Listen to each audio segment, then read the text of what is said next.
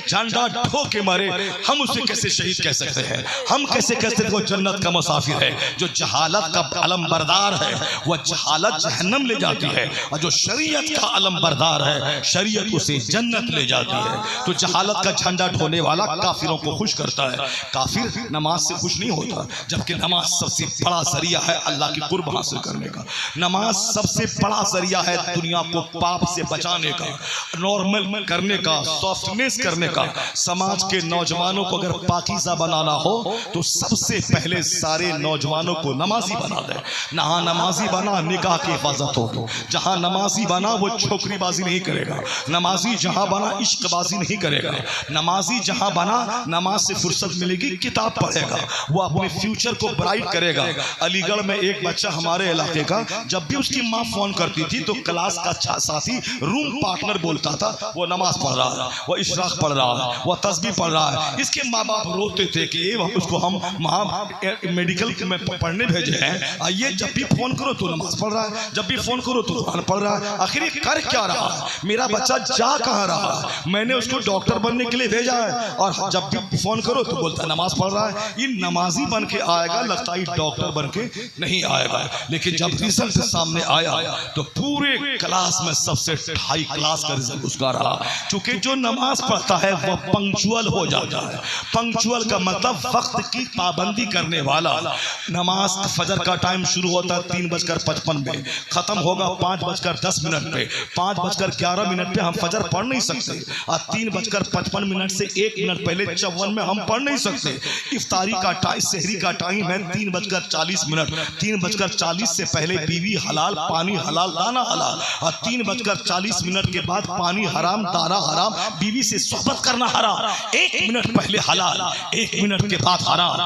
6:25 पे इफ्तारी का टाइम है, 6:25 तक दाना हराम, पानी हराम, बीवी के साथ सोहबत हराम, और 6:55 के बाद दाना हलाल, पानी हलाल, बीवी हलाल। 1 मिनट पहले इल्लीगल, 1 मिनट के बाद लीगल, 1 मिनट पहले हराम, 1 मिनट के बाद हलाल, 1 मिनट पहले जायज, 1 मिनट के बाद नाजायज। कभी तुमने गौर किया कितना बड़ा वक्त की पाबंदी ये नमाज सिखाती है, ये रोजा सिखाता है। सारी जिंदगी 365 दिन लोग मक्का में बैठा रहे, हाजी ना होगा।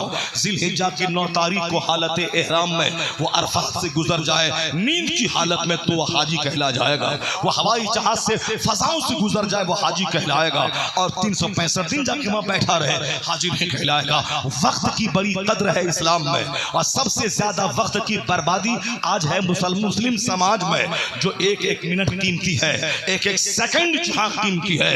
5:40 में फजर का टाइम खत्म होता है तो 48 सेकंड की अहमियत है, 1 सेकंड की अहमियत है। जो इस्लाम इस कदर वक्त की पाबंदी सिखाता हो, उस इस्लाम के फॉलोवर 1-1 घंटा तक चौराहे पे बैठ के चाय की चुस्की लेके गीबत करे, तो चौराहे पे चुस्की लेके गीबत करे, वह दलाल पे बैठ करके हाहट ठीठी की महफिल सजाए, ताश खेले।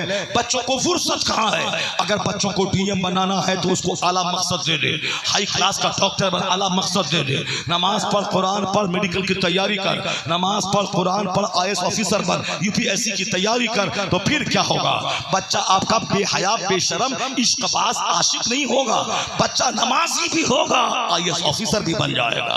बच्चा नमाजी भी होगा, नमाज की बरकतों से वह दुनिया के मुकाबले में सबसे कामयाब हो जाएगा। आज हमारे यहाँ कुछ बच्चे हैं जो सिर्फ नमाजी हैं, वह दुनिया के बारे में निकम्मा है, और कुछ लोग हैं जो दुनिया के बारे में बड़े एक्टिव हैं और आखिरत के बारे में निकम्मा है। तो इससे भी इस्लाम को खतरा है, और उस कमजोर से भी इस्लाम का खतरा है। इस्लाम का काम उससे होगा जो हुसैन की तरह गाजी होगा, हुसैन की तरह शहीद होगा, हुसैन की तरह एक्टिव होगा, हुसैन की तरह बहादुर होगा। जब सब्र की नौबत आए, मुसीबतों के हुजूम में सब्र करता है, और जब जान लुटाने की बारी आए तो चेहरे पे मुस्कुराहट लाकर सारा खानदान कटा के भी मुस्कुराता रहता है। शुक्र है खुदा का जो अपनी राह में सब कुछ लुटाने की तौफीक अता कर दी। उसे कोई मलाल नहीं था खानदान के कटाने का, उसे खुशी थी अंदर से कि मैं इम्तिहान में कामयाब हो गया। तो हुसैन आज़म ने के सामने दोनों ऑप्शन था, तो हुसैन ने मुसीबत वाले ऑप्शन को अपना लिया, क्योंकि इसमें अपना नुकसान था, मैं उम्मत का भला था, कायनात का भला था, इंसानियत का भला था, आदमियत की भलाई का राज छुपा था। तो जिस काम से चंद लोगों के फायदे जुड़े हों, आदमी को फर्स्ट एंड फॉरमोस्ट उस काम को प्रायोरिटी और तरजीह देना चाहिए। सेल्फिशनेस, मफाद परस्ती, खुद गर्जी, अपने आप में जीना, अपने आप में खाना, अपने आप में मगन रहना, ये यजीदियत है। दूसरों का भला सोचना ये हुसैनियत है। हुसैन अपना भला सोचता तो यजीद की मुखालफत कभी नहीं करता। गवर्नर बनता, आराम से खाता पीता रह जाता। हमारा कमजोर किस्म का नेता, कौम जाए चूल्हे के भाड़ में, एमएलसी की कुर्सी मिल गई मस्त है, विधायक का टिकट मिल गया मस्त है, एमपी बन गया मस्त है, राज्यसभा का मेंबर बन गया मस्त है। मौलाना कौम के बारे में वो सोचा था, कौम ने उठा के फेंक दिया, कहीं का नहीं छोड़ा। इसलिए कौम के बारे में ज्यादा सोचिएगा तो पेट फट जाएगा। कौम के बारे में सोचने का मतलब है तबाही और बर्बादी। इसे नाम लीजिए कौम का और काम अपने बाल बच्चों का कीजिए। यही 110% जो नेता हिंदुस्तान में आज मौजूद है उसकी सोच ऐसी ही है। नाम ले मजहब का, नाम ले कौम का, काम अपने बाल बच्चों का करें, ऊपर से दुश्मनी करें और अंदर से भाजपाइयों का तलवा चाटें। उनके पास अंदर से जाके मिल के रहे, हम उनके दुश्मन हैं, हम आरएसएस को जीने नहीं देंगे, और तन्हाई में शादी ब्याह में जाकर के खूब रंग रलियां और मस्तियां करें। ये मुसलमानों को गाली दें ताकि वोट ले। यही काम वो लोग भी करते हैं। साहब 5 साल गुजर गए, कोई काम नहीं किया। अब इलेक्शन आने वाला है, यकसा सिविल कोड नाफिज कर देंगे, मुसलमानों को तड़पा देंगे, एक कलमा पढ़ने वालों को जिंदा नहीं रहने देंगे, उसे डिटेंशन कैंप में डाल देंगे ताकि सारे हिंदू खुश हो जाए और सब थोक का थोक वोट दे और फिर वो कुर्सी पे आ जाए। अब वो यूसीसी कहाँ गया, डिटेंशन कैंप कहाँ गया, एनआरसी कहाँ गया, वो फला बिल कहाँ गया, उससे कोई मतलब नहीं। सब इसीलिए है ताकि कुर्सी मिल जाए। वो भी अपनी पब्लिक को ठगता है और हमारे लोग भी अपने को ठगते हैं। नाम लेते हैं कौम के नाम पे, काम सारा काफिरों जैसा करते हैं। हुसैन का नाम मत ले जो जिसके पास कोई उसूल नहीं है, जिसके पास कोई साफ्ता नहीं है, जो डगरा के बैगन की तरह कभी इधर कभी उधर, सुबह इस पार्टी में शाम उस पार्टी में, सांप का भी मुंह चूमे सपेरा का मुंह चूमे। वह गंदी जबान पाकीज़ा हुसैन का नाम नहीं लेगा। हुसैन उस योद्धा का नाम है, बोल दिया यजीद जालिम है, जुल्म के लिए हमारे पास कोई हिमायत नहीं है। जालिम के साथ बैठना, जालिम के साथ खाना, जालिम का चेहरा देखना जुल्म है, उनके साथ चलना जुल्म है। तो समाज में जो ज़िनाकार हों, जो शराबी हों, जो बेनमाजी हों, जो पापी हों, उस हराम खोर के दस्तरखान पे मत बैठ, उसके बेटी की शादी ब्याह में मत जा, उसका बाइकाट कर। जो उसके साथ बैठेगा, जो उसके साथ चलेगा, वो भी जालिम ठहरेगा। हुसैनी वो है जो जुल्म का बाइकाट करे, जो गुनाह का बाइकाट करे, निकाह करने वाले का सपोर्ट करे और ज़िना करने वाले का बाइकाट करे, शरबत पीने वाले का साथ दे, शराब पीने वाले का बाइकाट करे। शराब जहां ज्यादा पी जाती है पूरी आबादी अजाब की जद में रहती है। किसी भी टाइम में आसमान से आग बरस सकती है और पूरी आबादी जलजले में जमीन में धंस सकती है। शराब पीता है 5 लोंडा और पूरी आबादी जमीन में धंसने को तैयार है। आसमान से आग बरस जाएगी और आप भी उनका मुंह बिचका बिचका के इस्तेमाल करते हैं। वो भी समझता है कि हम तो मस्त हैं, सारे लोग मुझसे डर के मुझको होंडा समझ करके मेरी इज्जत करते हैं। अपने बच्चों को बताए कि होंडा गिरदी के लिए कोई इज्जत नहीं है इन दुनिया में। एक नाम था इलाहाबाद का, सारा हिंदुस्तान थर्राता था, पीएम थर्राता था, एसपी थर्राता था, सीएम थर्राते थे, मगर क्या हुआ, बेदर्दी के साथ इंतहाई पूरी मौत मारा गया। कहाँ गई होंडा गिरदी, कहाँ गया लोगों का काटना, कहाँ गई वो होंडा गिरदी धौंस, कहाँ गई डकैती। कौन कहता है डकैतों को इज्जत मिलती है? इज्जत तो नमाजी को मिलती है, इज्जत तो तिलावत करने वाले को मिलती है, इज्जत तो शरीफों को मिलती है। होंडों का हश्र तुमने देखा, बिहार का एक होंडा था, 100 गाड़ी आगे 100 गाड़ी पीछे, लेकिन बेदर्दी के साथ जेल में मरा कोई जनाजे में हाजिर होने वाला उसको नहीं मिला। एक होंडा जाता था हमारे पूर्णिया में, मोच बड़ी बड़ी थी, जब बुलेट चलाता था आज से 35 साल पहले 1 किलोमीटर दूर तक फटफट की आवाज आती थी। बच्चे डरते थे कि अलग सिंह आ रहा। लेकिन हरिजनों ने जिसकी बेटी के साथ वह रेप कर रहा था, सारे हरिजनों रस्सी फेंक फेंक कर उसे बांधा और इस कदर पूरी मौत मारा के साथ बांस खुसेड़ दिया, जिल्लत की मौत मरा। तो बज़ाहिर वक्ती तौर पर शराबी, पापी, होंडा, झूठा, लुच्चा, लफंगा, समाज के जलील किस्म के चोर या डकैत, दूसरों की जमीन हड़पने वाला, गलत पंचायती करने वाला, दो आदमी को लड़ा के दोनों की मुखबिरी करके थाने से भी पैसा लेना और इन दोनों पार्टी से भी दलाली लेकर बुलेट में पेट्रोल भरने वाला, ये जलील किस्म के बच्चे ये सोचते हैं कि सारा समाज मुझसे डर रहा है। सारा समाज तेरी हरामखोरी का अंजाम देखने का मुंतजिर है। अल्लाह है, रसूल पाक है, कुरान है, ये मत बोल के अल्लाह नहीं है। अल्लाह होता तो फौरी पकड़ कर लेता। अल्लाह वो नहीं है कि जो फौरी पकड़ कर ले। अल्लाह अगर फौरी पकड़ता ना तेरा बाप जिंदा रहता, ना तेरा दादा जिंदा रहता, ना परदादा जिंदा रहता। तो परदादा के जुल्म पे अल्लाह पकड़ लेता, परदादा ही मर गया होता तो तेरा दादा कहां से पैदा होता, तेरा बाप कहां से जन्म लेता और तू कहां से जन्म लेके समाज को कष्ट पहुंचाता। इसका मतलब है कि अल्लाह फौरी पकड़ता नहीं है। पकड़ने के लिए जहन्नम रखा है, पकड़ने के लिए आखिरत तैयार करके रखा है। जहाँ अमल नहीं सिर्फ हिसाब है। इस दुनिया में काम है, हिसाब नहीं है। जैसे जीना है जी ले, ये अमल माशीता, जो तेरी तबीयत में आता है जैसे तू जी ले। मस्जिद में शराब पी, मस्जिद को तोड़ दे, शरीफों को मार दे, ज़िना कर ले, शराब पी ले, चोरी कर ले, डकैती कर ले, जुल्म कर ले, अत्याचार कर ले, जो करना है कर ले। मौत की तलवार गर्दन पे लटक रही है। देर या सवेर जिस दिन तेरी जिंदगी का खात्मा करेगी मौत की तलवार, अब वहां हिसाब है, वहां काम नहीं। वो है डे ऑफ जजमेंट, वो है वर्ल्ड ऑफ जजमेंट, और ये है वर्ल्ड ऑफ डीड्स, ये है वर्ल्ड ऑफ एक्शन, ये है वर्ल्ड ऑफ एक्शन, ये है काम की दुनिया, ये है अमल की दुनिया, ये है डीड की दुनिया, ये है एक्शन की दुनिया, ये है दारुल अमल और वो है दारुल जज़ा। वहां बदला है, काम नहीं। यहाँ सिर्फ काम है, बदला नहीं। यहाँ कभी कभी चोरों को सजा दी जाती है, शराबी को फेफड़ा गला दिया जाता है ताकि हजारों लाखों आदमी उसका अंजाम देके ये सबक हासिल कर ले। ये बदला नहीं है, ये दूसरों की इबरत की खातिर एक छोटा सा पनिशमेंट है। अब बड़ा पनिशमेंट तो आखिरत में है, वाला अज़ाबुल आखिरत अकबर। इसीलिए बंदा ठेठ हो जाता है। वह नमाज नहीं पढ़ता है फिर भी मस्त हाथी की तरह दंदनाता है, वह सूद खाता है फिर भी उसकी दौलत बढ़ रही है, वह ज़िना करता है फिर भी इज्जत में कोई कमी नहीं आई। क्योंकि अल्लाह फौरी पकड़ता नहीं है, इसीलिए सामने वाला धोखा खा जाता है कि अल्लाह है कि नहीं है। कुरान शरीफ कहता है जब कोई बिगड़ता है मैं उसको छूट देता हूँ, हत्ता इज़ा फरेहू, यहाँ तक कि वह मस्त हो जाता है। कौन खुदा, कैसा खुदा, कौन है जो खुदा है जो मुझको पकड़े, मैं तो बदमस्त हूँ, कहाँ कोई पकड़ता है। जब वह इतराने लगता है तो अल्लाह कहता है अखज़नाहुम बग़ततन फ़इज़ाहुम मुब्लिसून, तो अचानक पकड़ के उसकी जड़ें काट देता हो, नामो निशान मिटा देता हो।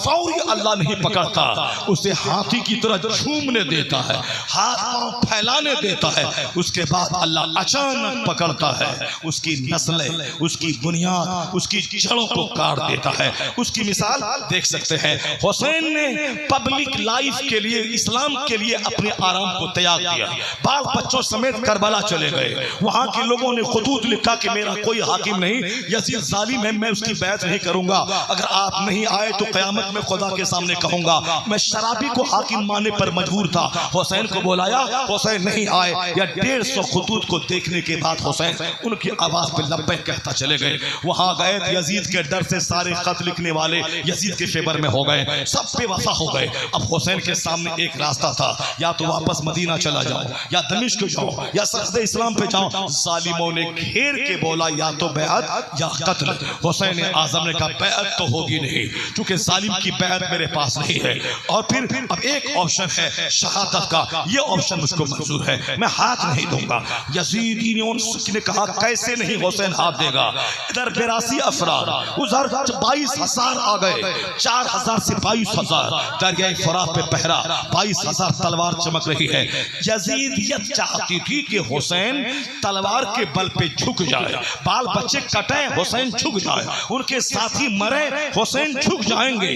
तो यजीदियत ने पूरी एनर्जी झोंक दी, तो सोरमा को जमा किया, तीर अंदाजों को जमा किया, बड़े बड़े जंगजू को जमा किया, ताकि उस पहलवानों को देखकर हुसैन का दिल हिल जाए। हुसैन कोई अजनबी तो था नहीं, ये 22,000 सब हुसैन को जानते थे, हुसैन के खानदान को जानते थे, हुसैन के नाना का कलमा वो सारे के सारे पढ़ते थे, तो हुसैन अजनबी नहीं थे। एक डर था इन सालिमों को कि हुसैन अगर बच के यहाँ से निकल गए तो दुनिया हुसैन के पास होगी, हम लोग जिल्लत के साथ मारे जाएंगे, क्योंकि हुसैन यहाँ तो आ गए हैं कि हुसैन तो हुसैन यहाँ लड़ने के लिए तो आए नहीं थे। वो तो हमने बोला था खत लिख करके मेरा कोई हाकिम नहीं है, हम सब आपको हाकिम मानेंगे, वो इसलिए आए थे। लेकिन जब यहाँ से लौट के जाएंगे तो हुसैन जिहाद छेड़ देंगे और हमारे जुल्म का बदला लेने के लिए पूरी दुनिया अरब को एक कर लेंगे, फिर यजीद की ईंट से ईंट बचा देंगे। इसीलिए या तो बैत करे या फिर कत्ल के लिए तैयार रहे। घेर लिया उन जालिमों ने, वरना एक अली अकबर खाता पीता रहता 22,000 को जहन्नम पहुंचाने के लिए काफी था। एक कासिम हजरत हसन का शहजादा शबीह पैगंबर, अगर वह खाता पीता उसे प्यास न लगती, वह तनहा 22,000 गीदड़ों को खीरे मूली की तरह काटने के लिए काफी था। लेकिन वहां बहादुरी भी दिखलानी थी, शहादत का जाम भी पीना था। मुस्तफा के मुंतजिर थे, वह मुस्तफा के पास जाना था, इसीलिए लड़ना भी है भूखा प्यासा रहकर, फिर आखिर में शहीद भी होना है, मुस्तफा के पास चले जाना है। सब्र का इम्तिहान देने में वह सारा कुंबा कामयाब हो रहा था। यजीद चाहता था वो हाथ दे दे, कैसे नहीं देगा। 22,000 तलवार चमकेगी, हाथ हुसैन झुक जाएगा, भूख लगेगी हुसैन झुक जाएगा, उनके बच्चों का हल्क सूखेगा हुसैन झुक जाएगा। यानी हुसैन को झुकाने के लिए 22,000 फौज, हुसैन को झुकाने के लिए फुरात पे पहरा, हुसैन को झुकाने के लिए घोड़ों के हिनहार, हुसैन को झुकाने के लिए शराब पी पी कर मस्तियां करना, ताकि हुसैन डर जाए। दूध पीता अली असगर का चेहरा देखे हुसैन डर जाए, अपनी मस्तूरात का चेहरा देखे हुसैन मान ले कि हाँ तुम सालिम हो, तुम जहन्नम में जाओ, मगर मैं तुमको बादशाह मान लेता हूँ। ये काम कमजोरों का था, जो बच्चों का चेहरा उसके पाँव में लर्जिश पैदा कर दे, बीवियों का चेहरा उसको राह हक से हटा दे। हुसैन को तो मुस्तफा ने इतना स्ट्रॉन्ग बनाया था, कांधे पे बैठा के लुआब दहन डालकर होंठ को चूस चूस कर इस कदर मजबूत किया था कि दुनिया का कोई कश हुसैन को झुका नहीं सकता था। दुनिया का कोई बहादुर, कोई रुस्तम हुसैन को राह हक अपने मौके से हटा नहीं सकता था। इसलिए मुस्तफा ने प्यार दे देकर, सीने से लगाकर, होंठ चूसकर, लुआब दहन डालकर, पेशानी को बोसा देकर हुसैन को बड़े काम के लिए तैयार किया था। अब उसी काम की घड़ी आ गई। हुसैन आज़म ने कहा नहीं मानूंगा, तेरे हाथ में तलवार है तलवार चला, तीर है तीर चला, मेरे बच्चों को काट दे, मेरे साथी को काट दे, मगर मैं नहीं झुकूंगा, मगर मैं बैत नहीं करूंगा। यजीद जी कहता था कैसे नहीं झुकेगा, लाशों के अंबार पे हुसैन को तो घुटना टेकना पड़ेगा, हाथ देना होगा। यजीदी हाथ लेना चाहता था, हुसैन का सपोर्ट लेना चाहता था, और हुसैन कहता था ये काम मुझसे कभी नहीं होगा, मैं गर्दन दे दूंगा, बाल बच्चे को कटा दूंगा, मगर मैं जमीर का सौदा नहीं करूंगा, हाथ नहीं दूंगा, तुझको सपोर्ट नहीं करूंगा। यही नजरियाती जंग करबला में हो रही थी। यजीदी हुसैन का हाथ लेना चाहते थे, हुसैन उस अपना हाथ बचाना चाहते थे, अपना ईमान बचा के दुनिया से जाना चाहते थे। अब जंग शुरू हुई, आवान और अंसार कटने लगे, हुसैन पुख्ता होते चले गए।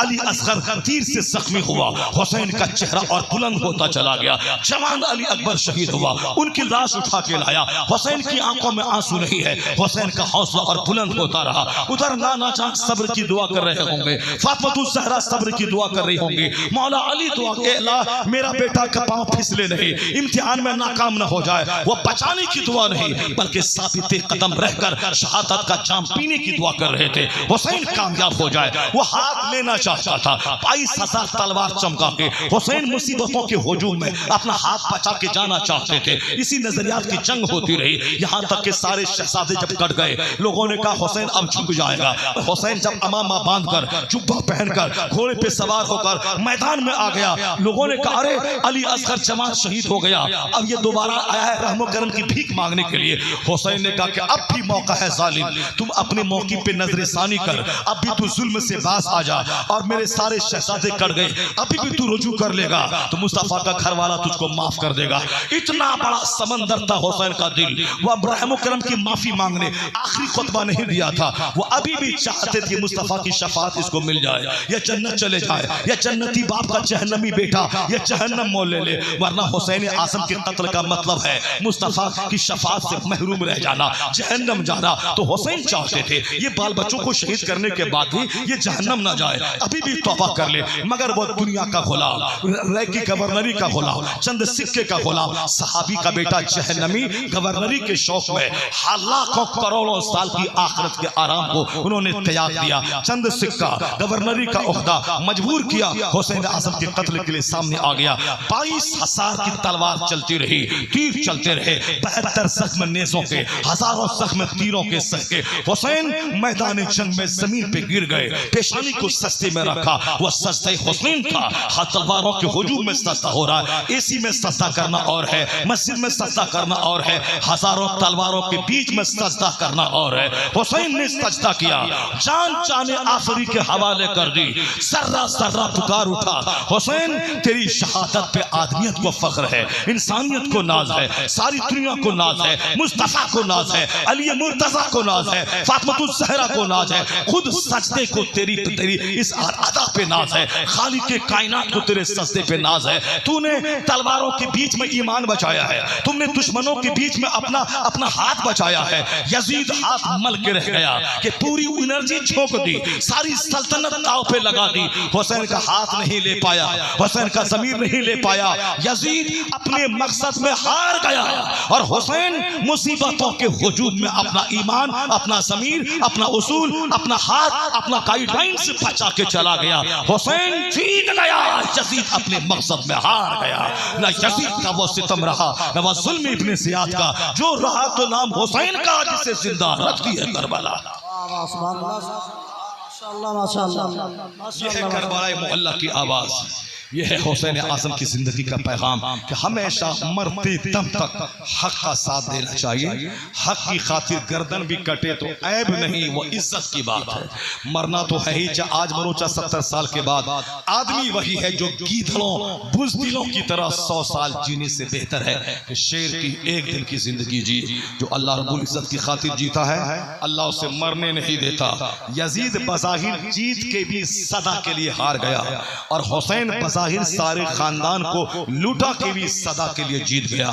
आज मस्जिद में हुसैन, मदरसे में हुसैन, खानकाह में हुसैन, कॉन्फ्रेंस में हुसैन, यूनिवर्सिटी में हुसैन, हुकूमत के ओहदेदारों की ज़बान पे हुसैन, करोड़ों मुसलमानों के दिल में हुसैन, अरबों मुसलमानों की नमाज में हुसैन। आज हुसैन ही हुसैन है। यजीद मिट गया, ना उनकी कब्र है, ना उन पर फातिहा पढ़ने वाला है, ना उनका नाम लेने वाला है। हुसैन फातिहा में जिंदा है, खिताब में जिंदा है, जुमा के खुतबे में जिंदा है। हुसैन करबला में जिंदा है, करोड़ों के गुंबद में जिंदा है। हुसैन मस्जिद नबवी में के मेहराब मेंबर में जिंदा है। तो जो हक की खातिर सताया जाता है, अल्लाह उसको सम्मान को बढ़ा देता है, उसके नाम को ऊंचा कर देता है। आज भी जो सच्चा हुसैनी होगा, वो अगर मुसीबत में घिर के अपना ईमान बचा ले, दीन बचा ले, उसको हुसैनियत की खैरात मिल जाएगी। आ गया है वो वक्त जब हम पर मुसल्लत किया जा रहा है यकसा सिविल कोड कि तुम्हें शरीयत नहीं बल्कि हमारी तबीयत पे अमल करना होगा। हमारी पसंद का कपड़ा, हमारी पसंद की शादी, हमारी पसंद का तौर तरीका, तुम्हारी पसंद, तुम्हारी शरीयत की पसंद नहीं, मेरी पसंद पे। यानी यजीद के रूप में एक दूसरा वक्त का यजीद आ गया है। अब ऐसे में हम चाहे बुज़दिल बन के यजीद के चेले चपेटे बनकर, अमर इब्ने साद, उबैदुल्लाह इब्ने ज़ियाद का गुलाम बनकर उसका तलवा चाटें, या हुसैनी बनकर सुरखरू बनकर मुस्तफा के पास पहुंच जाए। इसी ऑप्शन इसको अपनाना होगा। छोड़ जहालत वाली चाल या झाल झंकार छोड़ दे। काला कपड़ा, मातम करना, फर्जी करबला, फर्जी इमाम बाड़ा, ये सारी पूरी हरकतों को पांव के नीचे रौंद दे। इसलिए कि काफिर नमाज रोजे से खुश नहीं होता, मगर मुहर्रम के जुलूस अखाड़े से खुश होता है। क्यों? इसलिए कि हम तो उनकी मजम्मत करते हैं। नाचना पूजा है, गाना पूजा है, चंदा करके शराब पीना पूजा है, अपने हाथ से कुछ बनाना, फिर उसमें मिनमिन करना, फिर लाठी घुसेड़ कर समंदर में डाल देना, यही पूजा है, यही पूजा है। हम उसके नाच का, गाने का, डीजे का, पिंजू का, अपने हाथ से शक्ल बनाने का, पूजने का, उसको धकेलने का कि हम मजम्मत करते थे। फिर मुहर्रम में जब हमारे बच्चे वही काम करते हैं, मिट्टी लाते हैं, उसका बनाते हैं, उसका ताजिया बनाया, कबर बनाया, कुछ मिनमिन किया, मुरादे मांगा, चढ़ावा चढ़ाया, फिर जाके 10 तारीख को करबला, फर्जी करबला में उसको दफन कर दिया, नदी में फेंक दिया। वो बोलता, हाँ लाल, अब तेरा काम मेरे काम की तरह हो गया।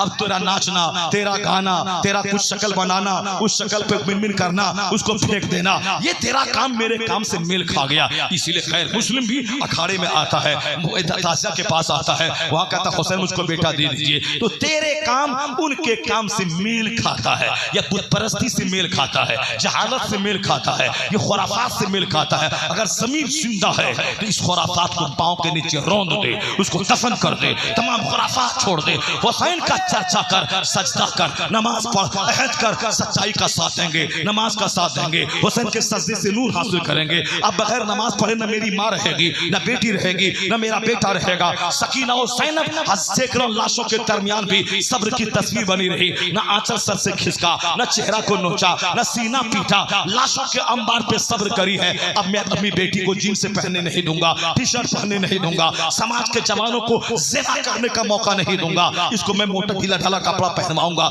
ज़ैनब की से कनीज बनाऊंगा, फातिमा की कनीज बनाऊंगा, वरना तेरी बेटी काफिरों के साथ भाग रही है और भागती चली जाएगी, तेरा समाज लूट जाएगा, तू लूटेगा। उसको बचाने का एक वाहिद तरीका है, अपने घर में बेटी के हाथ मल्टीमीडिया मोबाइल मत दे, करीना कैटरीना का रोल मत दे, बेटी को बता दे कि कनीज़े फातिमा है, कनीज़े सकीना है, कनीज़े ज़ैनब है। तेरे लिए आइडियल कोई करीना नहीं है, तेरे लिए आइडियल सकीना है, तेरे लिए फातिमा है। अगर तू रोजाना फातिमा को पढ़ती रही, अगर कोई काफिर 50 करोड़ देकर मेरी बेटी के ईमान को लूटना चाहे, उससे शादी करना चाहे, मेरी बेटी का ईमान इतना स्ट्रॉन्ग होगा कि करबला से जो नूर मिलेगा उस लड़के के प्रपोज पे थूक देगी और बोलेगी जिंदगी भर कुंवारी रह जाऊंगी, ईमान का सौदा नहीं करो। नारे तकबीर, नारे रिसालत, मसलके आला हज़रत, ज़िक्र शुहदाए इस्लाम। हुसैन आज़म नूर का नाम है। हुसैन की फैमिली नूरानियत के टॉर्च बियरर का नाम है, टॉर्च बियरर ऑफ लाइट का नाम है, torch bearer of civilisation and culture का नाम है। हुसैन रोशनी का भंडार है, वहां से नूर हासिल करे, न कि जहालत में जाकर काफिरों के खुश करने का काम करे। खुदा नाराज, मुस्तफ़ा नाराज, हुसैन नाराज, शोहदा करबला नाराज, और ये काफिर खुश रहते हैं। काफिर नाराज हो जाए या जाहिल नाराज हो जाए, जो जाहिल नमाज नहीं पढ़ता, अखाड़ा बाज है, जो रोजा नहीं रखता, गुटखा खोर शराबी अखाड़ा बाज है, उन अखाड़ा बाजों को खुश करने के लिए चंदा देना ये हराम है। उसको खाने पीने के लिए, शराब पीने के लिए ताजिया में चंदा देना ये भी हराम है, जुल्म का हिमायती सालिम है। ये अखाड़ा बाज शराबी गुटखा खोर रात रात भर ताजिया बनाना, एक वक्त की नमाज नहीं पढ़ना, इशा छोड़ना, फजर छोड़ना, उसको तुम चंदा देता है तो भी यजीदियों के साथ रहेगा। तो सबील लगा, 10 तारीख को शहादत की महफिल मुकर्रर कर, हुसैन का चर्चा कर, हुसैन की अजमत का खुतबा पर, हुसैन की कहानी को रोने रुलाने की कहानी मत बना, हुसैन की कहानी को हौसला की कहानी बना, सेंटिमेंट की कहानी बना, जज्बाते पाकीज़ा की कहानी बना, रोशनी की कहानी बना, शरीयत पर अमल दराम करने की कहानी बना। वह फिल्मी कहानी नहीं है, वह तो जीती जागती कहानी है कि मुस्तफ़ा नूर, हुसैन नूर, जो भी उनसे मोहब्बत करेगा क़यामत तक रोशनी मिलती रहेगी। नारे तकबीर, नारे रिसालत, नारे रिसालत, मसलके आला हज़रत, मसलके आला हज़रत, मुफ्ती शहरियार रज़ा साहब क़िबला, मुफ्ती शहरियार रज़ा साहब क़िबला, नारे तकबीर, ज़िक्र शहीद आज़म, नारे तकबीर। हुसैन आज़म जो सजदा किए थे करबला में, वो मस्जिद नबी में भी कर लेते, वहीं दुआ कर लेते, नहीं जाते। ये एक बुज़दिलाना सजदा होता, सजदा मस्जिद नबी में भी किया, दिल खोल के किया। 55 साल की उम्र में 25 हज पैदल इमाम हुसैन ने किया है। न उससे बड़ा कोई हाजी, न उससे बड़ा कोई नमाजी, न उससे बड़ा कोई गाजी, और जब वक्त आ गया तो उससे बड़ा कोई शहीद नहीं हुआ। तो हुसैन आज़म लाजवाब मैचलेस पर्सनैलिटी का नाम है, एक वंडरफुल पर्सनैलिटी का नाम है, ताजुबखेज शख्सियत, यानी इतना बड़ा सखी कि सारी जायदाद को राह खुदा में खैरात कर दिया, एक सुई तक नहीं रखा।